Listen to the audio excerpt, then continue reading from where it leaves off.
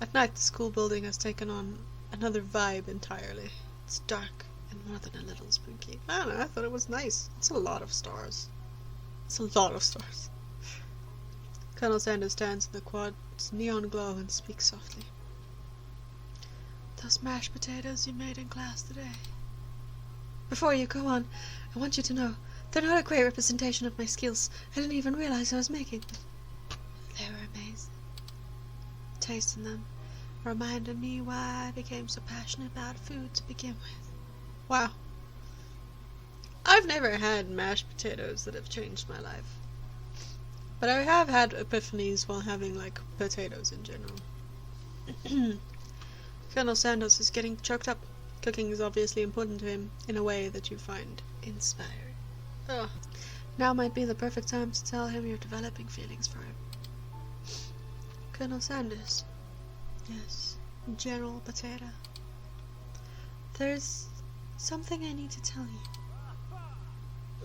Hold it right there. There's something I need to tell you first. Oh, jeez. You see, when I was a boy, I had a dream that one day I would be the greatest chef the world has ever seen. That's rhyming. Every day since, I have been working towards that dream, day and night, never stopping, never resting, also lifting a lot of weights, like so many weights. We should follow our dreams with all our hearts, that our souls may grant them, like wishes floating on a shooting star. Sure. Hey, no, you... Shut up, I'm the one here saying inspirational stuff to be the star of the story. Are you forgetting that your cooking literally killed a guy? You can't prove that. I also saw you kill that guy. What was his name? Somewhere in the distance you hear a long, sad sigh. Sorry. Forget him.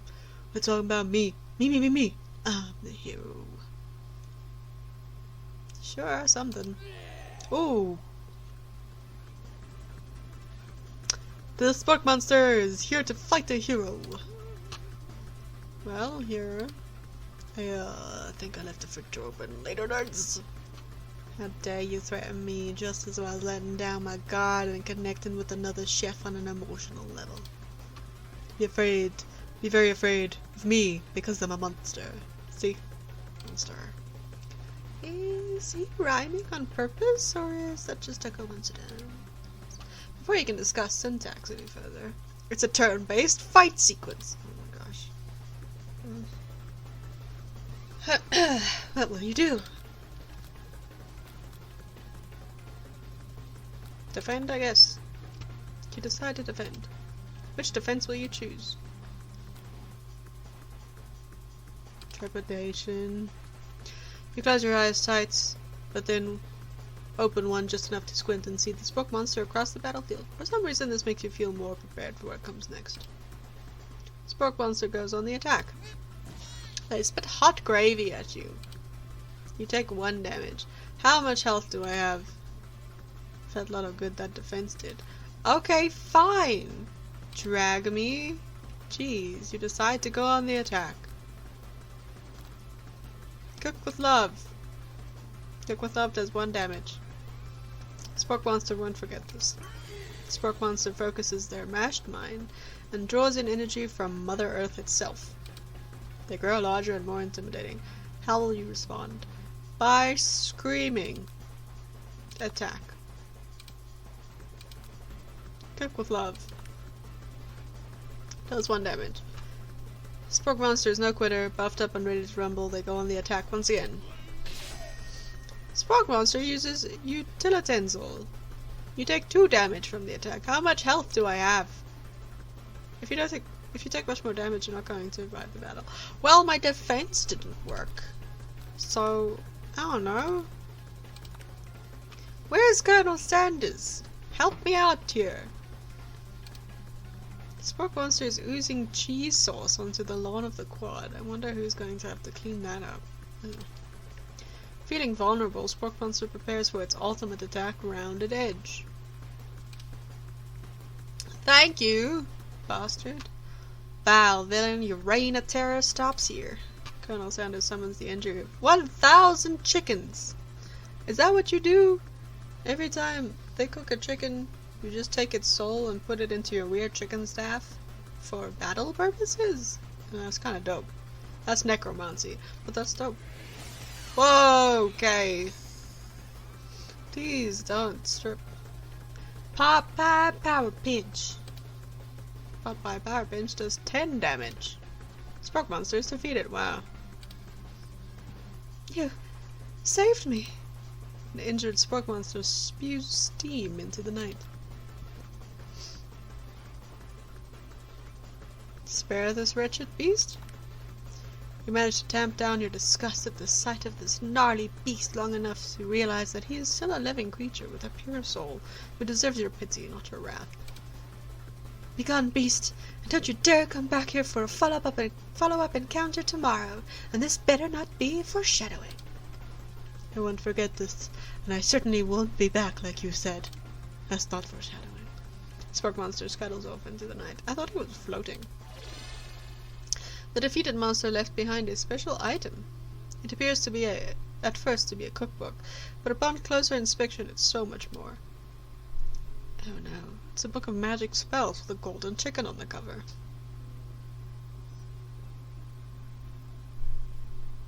Does it smell like 11 herbs and spices? You open the cover to find a library card tucked inside. Ooh. The last name to sign it out is Borko. Borko. That name sounds strangely familiar. Does it? Your blood is pumping as you stand in the quiet of the night, holding the mysterious book in your hands. As you come down from your battle buzz, you realize that your final attack has left you completely depleted. The world around you begins to fade away. So difficult fighting mashed potatoes. Without any energy to keep your eyes open, darkness overtakes you. Did you catch me, bastard? The image of Colonel Sanders flashes before your eyes as you fell asleep. How do you know where I am supposed to be? How do you know which one's my room? It must have helped you get home. In your tired state, you don't know if you could have made it without him. What a guy. You want to thank him, but you don't have the strength to utter a single word. You feel your covers being pulled up over you as you tucked in tightly. Good night, my God. In your dream, you're together with Colonel Sanders. For some reason, Sprinkles is also there, instructing your love. Dreams are weird. Dreams are weird. Especially that one. What love? Yikes. Okay. Ooh. Oh. Okay. Alright. You wake on day 2 and attempt to process the wild visions you had. Were they memories or premonitions? Neither, I'm assuming. And then there was that secret ingredient Colonel Sanders went ahead and told you outright. Not much of a secret, huh? Nah, I mean it's chicken. It's probably just because he already trusts you so much. That's probably not why. Sure, that makes sense, we'll go with that. Alright. You meet up with your bestie in front of the school. Before you can tell her about your encounter with the smoke monster, she launches into a story of her own. Okay, I know this might sound a little strange. I think I might be, I think I might like Link. Like him? Like Link? I know it sounds like it's moving too fast, but there's something about him. I like him. Like him. We got to talking after class and he's actually a totally sweet guy. Not only that, but he's really smart. He told me all kinds of stories about Colonel Sanders. Did you know that Colonel Sanders was the most popular kid in his high school? Highly doubt. No, but that does make complete sense. Yeah, but he was so popular that he was voted prom queen at the school he didn't even go to, and also the convertible that he himself rode in front of the homecoming parade. What? I'm thinking maybe something got lost in pressure cooker language translation there. Either way, maybe it'd be best if you took it slow with this new boy, like I am with Colonel Sanders. Taking it slow. You and Colonel Sanders, the coolest guy in school, the most famous student to ever attend University of Cooking School Academy for Learning. You're a thing now. But we definitely connected yesterday? Sure you did. You're great. Why wouldn't he be into you, I guess? Laughing at the implication that you and Colonel Sanders might be a thing is definitely not cool. You are great. I'm a main character, Miriam. You have an idea about how to prove that your love is real.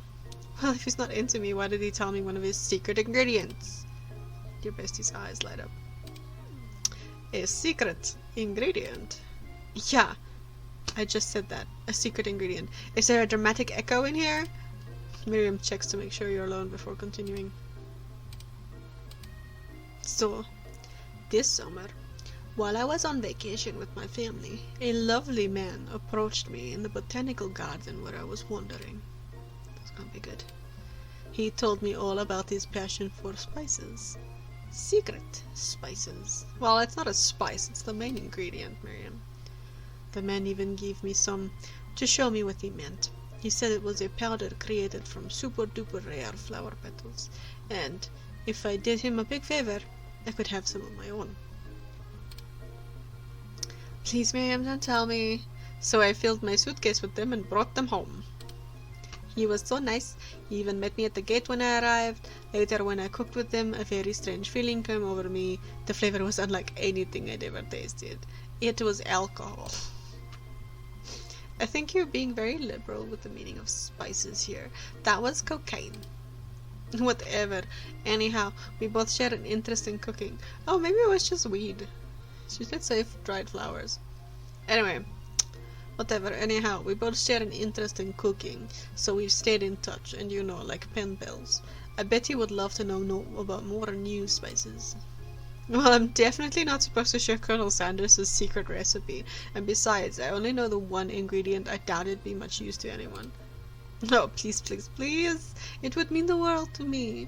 No one has to know it came from you or from Colonel Sanders. What do you think? Should you protect Colonel Sanders' secret or share it with your bestie? Make up a fake ingredient. You quickly think of a fake ingredient name. I don't know, how about... It was Eye of Newt. I know, it sounds like some kind of witch's potion, but what can you do? It's just mustard seeds. Eye of Newt. Wow. Her eyes light up imagining such a thing, and you figure out that you've satisfied her curiosity and she'll move on. However, she immediately turns around and does some thumb typing on her phone that you can't quite see.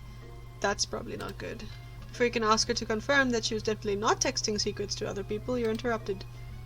Oh no. Well, at least they're coming from the tree this time. A wind rushes in. Cherry blossom petals fill the air. It's Colonel Sanders. He's arriving at school. On a horse. Can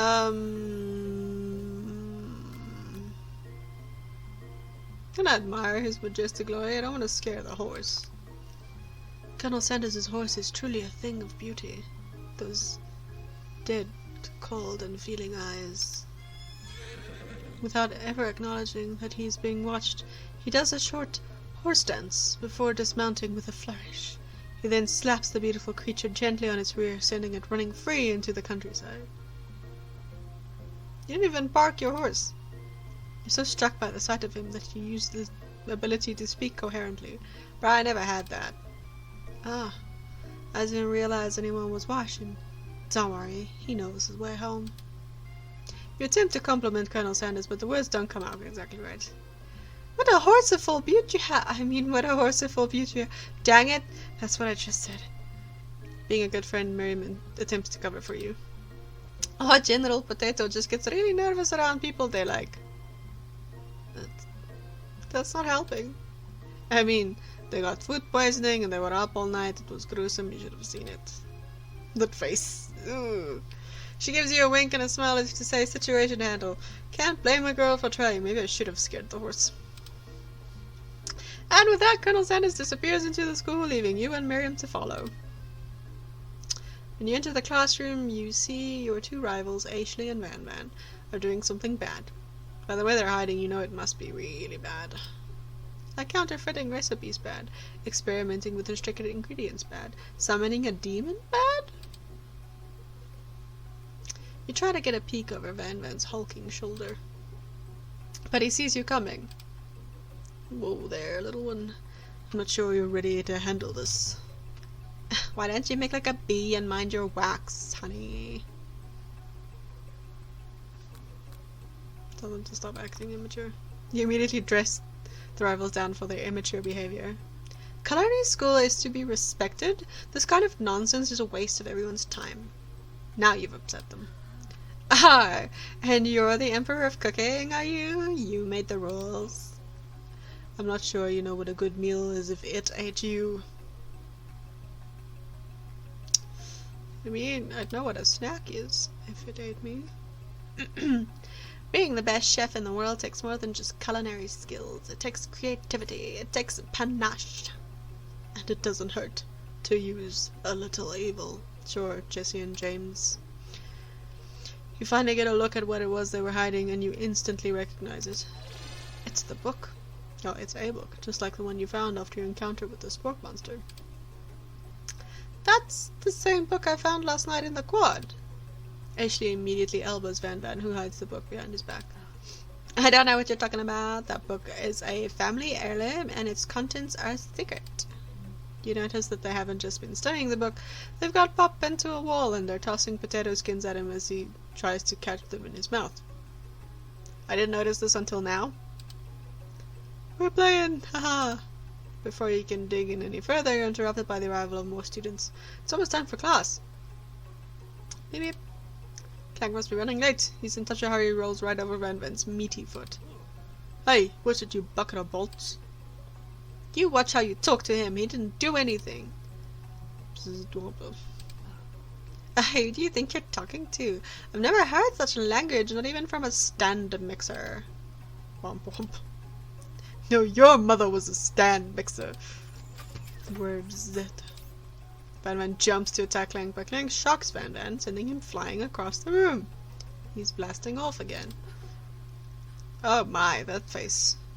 Protect me, Colonel Sanders. These crazed men are about to come to blows. I think I might be over for me, but I'm not interested in either of them. Ishi's tone has completely changed in an instant. She bats her eyelashes at Colonel Sanders and his chicken stick. Surely he must know this is a ruse, right? Gentlemen, get a hold of yourselves. Save it for the arena, at least. Or don't. Honestly, what do I care? I got lofty career aspirations to focus on. Maybe I can help you with your business plan. Just then Sprinkles arrives to signal the true start of the class day. It is still 12 o'clock. He is panting, which doesn't seem that abnormal. He's a professor, but he's also a dog. Students, please take your seats. I apologize for my late arrival. I spent the morning chasing a car all around town. My tiny legs are very, very tired. But I'm here now, and I hope you're ready to learn. Try to give Sprinkles a pat on the head, but he snarls at you. That's inappropriate. Do not touch your professors without consent. Sorry. I get a little worked up if people try and pet me before I've had my morning coffee. Let that be a lesson to you. Okay. Sure.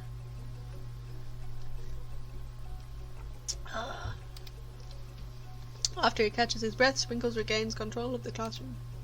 Without further ado, we'll reveal the global history of my favorite fowl, the chicken. You want to pay attention to the lesson. You truly do. Which is why, in 1776, at the signing of the Declaration of Independence, it was a chicken who first signed their name. But you can't help but daydream about Colonel Sanders. You missed most of the important parts. When you come to, Sprinkles is holding a tray of food in front of you. Well, General Potato. Naturally, this appears to be a sample platter. Which item do you want to sample? A dog biscuit, a shimmering pepper, or a glass of water? Okay. Let's think about this. The dog biscuits, I don't think is there for me. The glass of water, maybe, but that's not really something you sample. So I'm gonna say fuck it and taste the pepper. I don't think there's a right answer, because I feel like all of these are just gonna mess me up. Regardless, because I wasn't paying attention. Maybe I'm supposed to dunk the dog biscuit in the glass of water and eat that after I ate the pepper. I don't know. Let's try the pepper. A brightly colored pepper stands out from the other items. It sparkles in a most eye-catching way, so naturally you reach out for it, grab it, and eat it right away. However, your body is not at all prepared for the heat. The pepper has triggered an intense spice hallucination. It feels like forever as you trip through the universe. What kind of spices? Is this a school of drugs? My friend. Ooh. The sky again. I'm here to give you an important message. Ooh. You must avenge my death and fulfill your destiny. All you must do is... As I was saying, to fulfill your destiny, all you must do is... Sorry, I think I still got some spice stuck in my throat. It's fine, I'll work through. To fulfill the prophecy. You must... You feel yourself begin to regain consciousness. Oh man. You come to and find everyone is staring at you. Wow. Pepper's so hot you pass out. You know what? I think that might be possible for me as a person.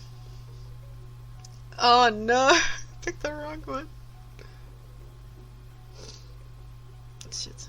That pepper was the last of its kind on Earth, and now it's gone forever. Think to yourself, Jesus should pay better attention. We'll make mistakes, I'm sure he'll forgive you someday. Come on, it's time for lunch. Before anyone can relax it, the cafeteria lights dim, and your rivals enter to make a dramatic announcement.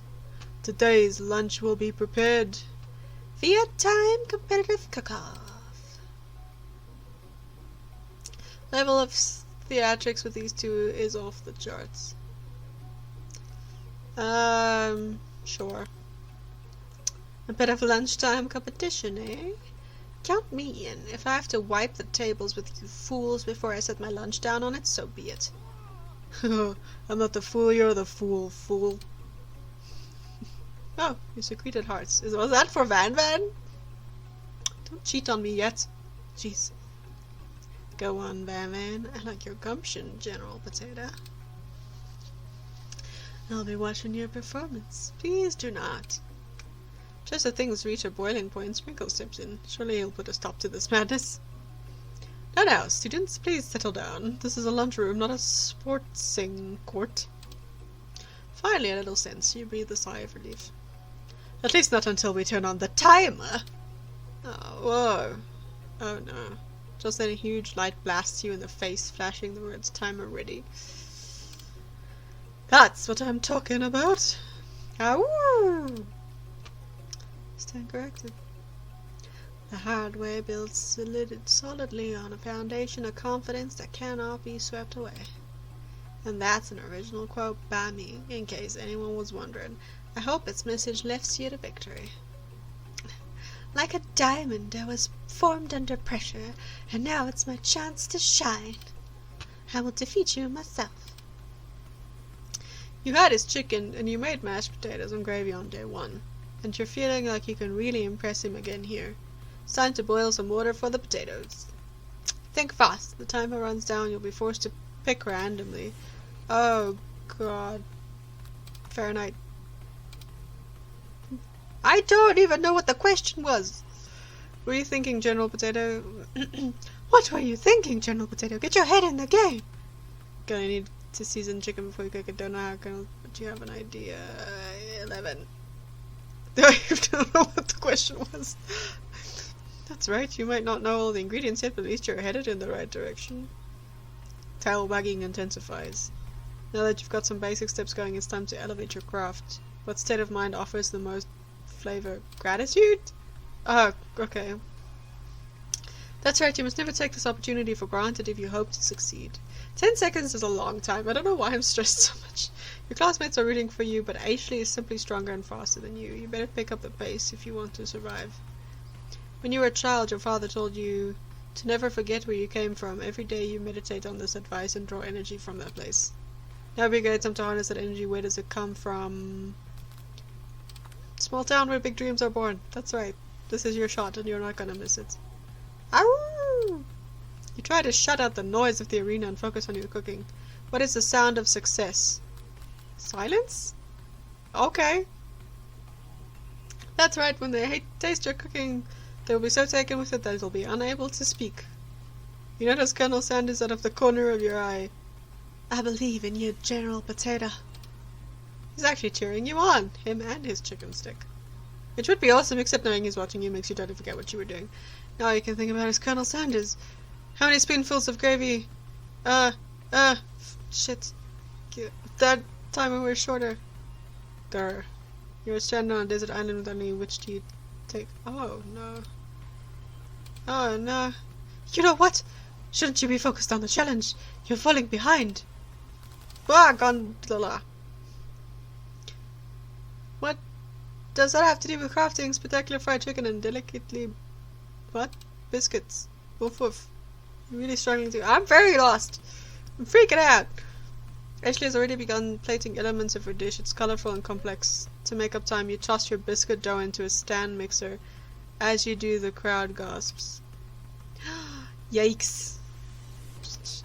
I know you love nothing more than seeing a fellow appliance utilized in a kitchen battle, but sometimes that means sacrificing the personal touch.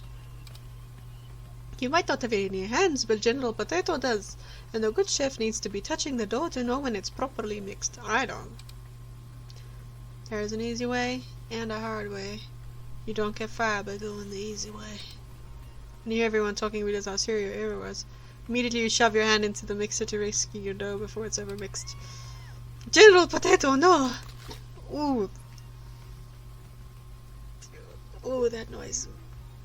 But you're not fast enough and your hand gets stuck. It's immediately crushed by the quick spinning beaters. There's no way you'll be able to use that hand for the rest of the match. Oh, the rest of the semester? Ah! Colonel Sanders shakes his head in shame. Do you not feel sorry for me? It just broke my hand. What you often find is that the easy way can turn out much, much more difficult. This is not a time for you to be monologuing, my dude. I did this for you. I broke my hand for you. Tasting is the worst. Everyone, stop what you're doing right now. The battle is over. It can't be. I was so close to finishing my dish. You really weren't. Sweetheart, look at your hand. You simply cannot go on. Aw, that's too bad. And here I am with a completed dish ready to serve. Surely that makes me the winner by default? Oh, no. It wouldn't be fair to compare the two on account of General Potato's injury. At least he feels sorry for me. You see Sprinkles begin to lick his doggy chops as he locks onto the dish. But I suppose you should at least tell us what you prepared. Well, because I'm the sweetest, I skipped straight to dessert. Ooh. What is it, is that like a glass plate or is it an ice heart? Under this white chocolate dome, you'll find a wide array of delights, taking you on a journey of flavor that tastes good and tells a story of excellence. I was going to ask General Potato to do the honor, but since you're injured, I'm afraid that pouring this creamer of delicate hot chocolate sauce might be too difficult. Colonel Sanders, if you wouldn't mind lending me your strong, steady hand. Colonel Sanders pours the hot chocolate sauce on top of the dome, causing it to melt away, revealing the ingredients hidden within. It's gonna melt. Either your cracked glass thing doesn't have rims, so chocolate's just gonna go all over the place, or it's gonna melt the ice heart. I mean, that's gorgeous, but look, mess. Look, it's starting. Ugh. Inside, you'll find a delicate fried cheese croquette atop a slice of honeycomb, ice cream 2 ways. What ways do you have ice cream? Tender nougat and pearls of blueberry gelée, I think is how you say it. I'm not French. Colonel Sanders seems intrigued, but perhaps not impressed, as he dips his finger into the chocolate sauce. Simplicity isn't your strong suit, is it, Ashley? Oh, you! He places a sauce-covered finger onto his lips, Ashley leans over and whispers something into his ear. A dab of sauce sticks to his moustache. Put yourself between Colonel Sanders and Ashley. I'm gonna internalize the rage. I feel he's already unhappy with me, so I might as well just like mope in a corner. Your rage burns so intensely within your eyes that they burst into flames. Maybe I shouldn't have done that. The flames cause your eyebrows to catch fire and turn to ash. They fall off your face, which means people will have a hard time understanding your emotions for the rest of the semester, perhaps forever. No, eyebrows will grow back. I agree with these faces. I also feel this way. Embarrassed and ashamed by your poor performance, not to mention your crispy fried brow, you run to the quad to be alone. You can draw them on, it's fine. The beautiful weather feels like an insult. Inside of you is storm rages. It's Colonel Sanders. He's probably here to tell you that he and Ashley are in love and he's decided to get married. He won't even ask you to cater his wedding because you're a terrible chef and an awful person and your hand is crushed and you should go to the hospital. You try to hide from him, but he approaches you directly. Go to the hospital. I know you're hurting right now, and you really should be going to the hospital. Not just from the devastating loss, but from that run-in with the mixer and that small fire. We should really get that checked out. I'm fine. Can't you just leave me alone? I'm a loser. I'm not fit to fill your fryer. I'll never be a master chef. Failure is part of life. Not just for you, but for all of us. Do you think I've never failed at anything before? I mean, you're a clone, so no. That's exactly what I think. Well, then think again. I wasn't always the man you see before you. Enrolled in culinary school, incredibly handsome, successful, motivated. Chicken. Well, handsome, sure. I was born that way. I was cloned. And I stepped off the cloning thing, fully naked, and a grown man. But I walked other paths and arrived at dead ends. I was passionate about life, but I failed as an obstetrician. I don't remember reading that in your Tinder. I was passionate about justice, but I failed as a lawyer. I was passionate about livestock, but I even failed as a mule handler. That one was especially mutilating. Mules can be so cruel. Lost my business partner to a gunfight. Did you kill him? I didn't know, because I didn't read your entire Wikipedia page. People see my delicate ribbon tie, well-kept beard, and assume that I got it all together, which is true now, but it hasn't always been. Sounds like this guy could really use a hug. Gosh. I resolved then that I was going to amount to something. No matter the amount of hours, labor, or money would deter me from giving the best I had to give. Would your tight clothes deter you from cooking properly? As Colonel Sanders changes focus, you see something ignite inside of him. Burning passion. One has to remember that every failure can be a stepping stone to something better. My new dream is pure, it's honest, it's something that a humble man in a crisp white suit can be proud of. Why are you looking so stressed? Did Ashley's food give you like an upset stomach? I will create a chain of chicken restaurants that will bring joy to the entire world. Whoops. And make up for my past misdeeds. And also that guy I killed. They'll never find me here. Yay! Just as your moment grows intimate, you're interrupted by a threatening shadowy presence. Pop. Oh. Battle scarred from the night before, you prepare for the worst. It's the Spork Monster, and he's here to cock block. Porco? It's I. I know I said I wouldn't be back, but after the whole fight me to the death thing, maybe you don't really want to see me anymore, but I just wanted to say that I was wrong to attack you, and I apologize. I know what it's like having to always look over your shoulder. Monster problems, am I right? Oh, thanks, Porco.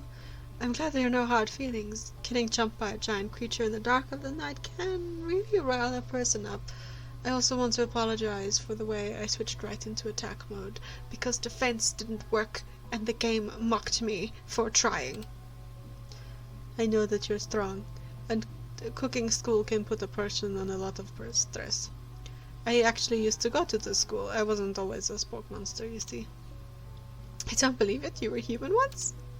Well, no, I was a golden retriever, but I was still a student until one day some mean kids with a magic spellbook cast a dark enchantment on me and I was forever transformed. Magic spellbook. Precisely. I had procured a copy for myself, but somewhere along the way I've lost it. If you find such a book, I beg of you, respect it. You're a powerful chef and shouldn't rely on dark and evil magic. No, you should be protecting the innocent from those who would cheat them through sorcery and guile. You mean like Ashley and Van Van? If you need me, don't fear. I will be there. Sounds like there are some bad cooks in the kitchen alive, General Potato. Together I'm sure we can defeat them. Come back to my hideaway and we can discuss. Personal invite. Can't imagine what Colonel Sanders' home must be like. You said a hideaway? It could be a bunker. But it sounds like you're about to find out. How is time? It's afternoon again.